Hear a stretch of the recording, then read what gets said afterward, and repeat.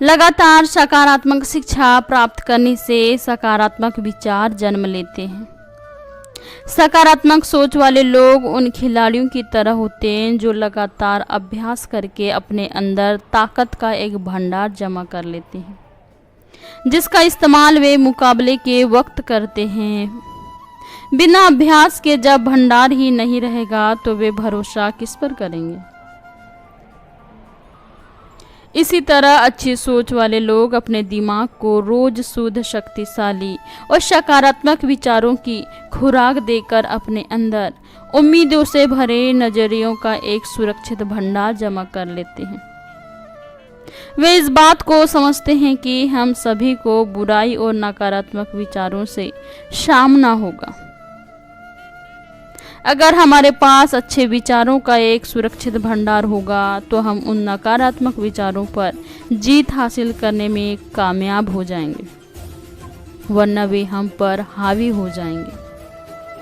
अच्छी सोच वाले लोग मूर्ख नहीं होते, वे आंखों पर पट्टी बांधकर जिंदगी नहीं बिताते। वे जिंदगी में जीत हासिल करने वाले ऐसे लोग होते हैं जिन्हें अपनी सीमाएं मालूम होती हैं, पर वे अपनी मजबूतियों पर ध्यान देते हैं।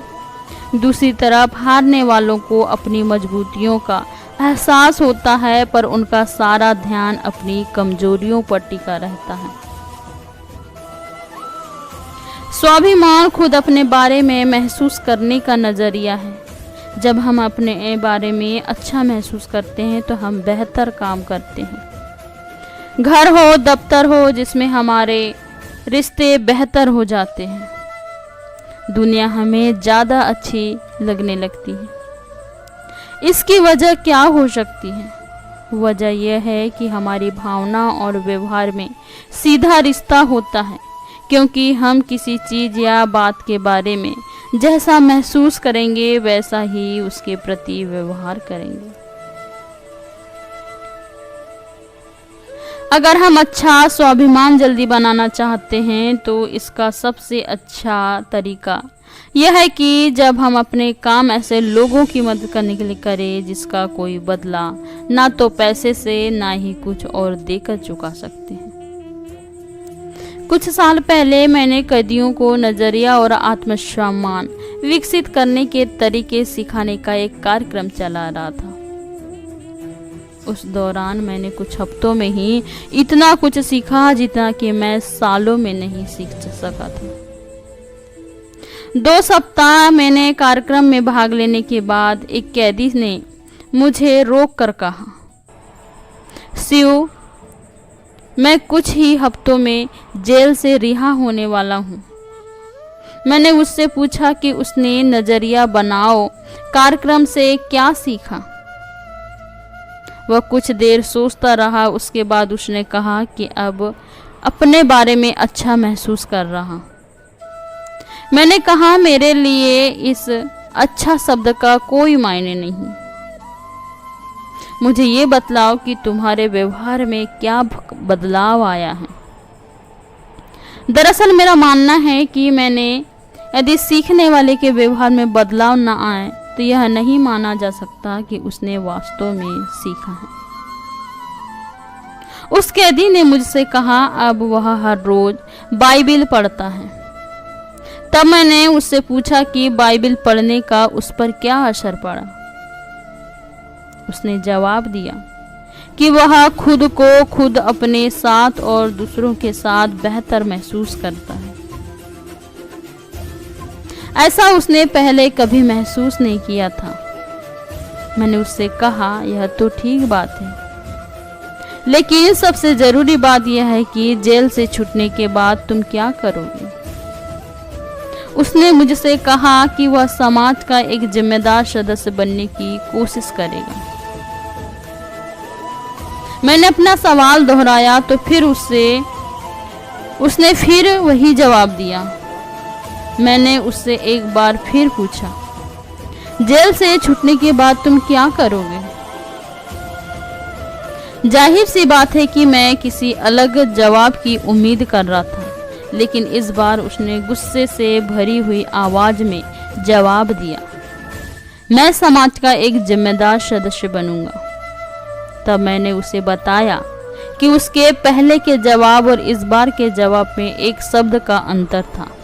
उसने पहले कहा कि मैं बनने की कोशिश करूंगा, इस बार उसने कहा कि मैं बनूंगा। दोस्तों, इस बात को ध्यान से सुनिए। इन दोनों जवाबों में कोशिश शब्द का फर्क था कि हम कोई काम करते हैं या नहीं करते, तब कोशिश शब्द उसकी जेल वापसी के लिए दरवाजों को खुला रखता है। हमारी बातचीत सुन रहे एक दूसरे कैदी ने मुझसे पूछा, शिव, क्या तुम्हें यह सब करने के लिए क्या मिलते हैं? मैंने उससे कहा कि मुझे यहाँ पर जो भावनात्मक संतुष्टि मिल रही है वह पैसे से ज्यादा कीमती है। तब उसने पूछा, तुम यहाँ क्यों आते हो? मैंने कहा, मैं अपने स्वार्थ की वजह से आता हूँ।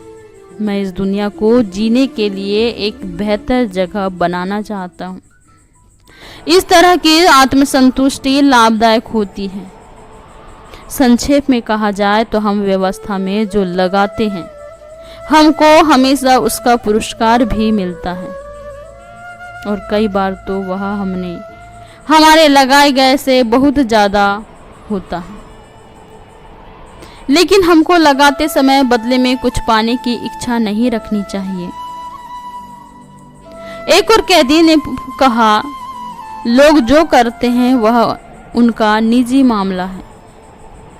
अगर कोई नशीली दवाएं लेता है तो इससे तुम्हारा क्या लेना देना?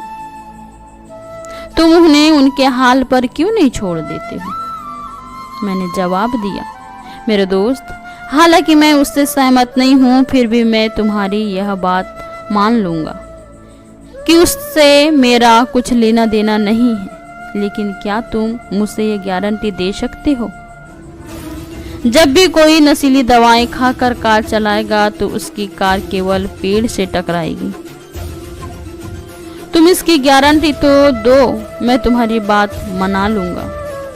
अगर तुम यह गारंटी नहीं दे सकते कि उस कार से टकराकर तुम्हारे बच्चे मौत के शिकार नहीं बनेंगे, तो फिर मेरा यकीन करो कि उस बात से मेरा संबंध है। मुझे उस आदमी को सड़क से दूर रखना होगा। यह मेरी जिंदगी है, मैं जो चाहूंगा वही करूंगा।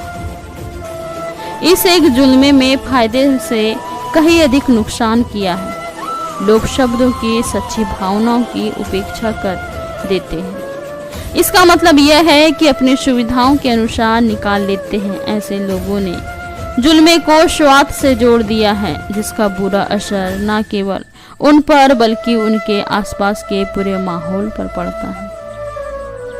इंसान होने के नाते लेन देन हम सबको करना पड़ता है, लेकिन ऊंचे दर्जे के आत्मसम्मान वाला स्वस्थ शख्सियत वह होता है जिसे केवल लेने की ही नहीं बल्कि देने की भी आवश्यकता महसूस होती है।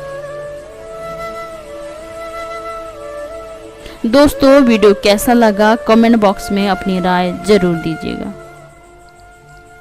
वीडियो अगर अच्छा लगा हो तो लाइक शेयर सब्सक्राइब जरूर करें ताकि ऐसी वीडियो आपको डेली मिलती जाए। ऐसी वीडियो के साथ दोस्तों हम अगली वीडियो मिलेंगे। तब तक के लिए अपना ख्याल रखिए, अपनों का भी ख्याल रखिए और सदा मुस्कुराते रहे, कभी अपने लिए तो कभी अपनों को ऐसी वीडियो के साथ हम अगली वीडियो में मिलेंगे दोस्तों। तब तक के लिए नमस्कार।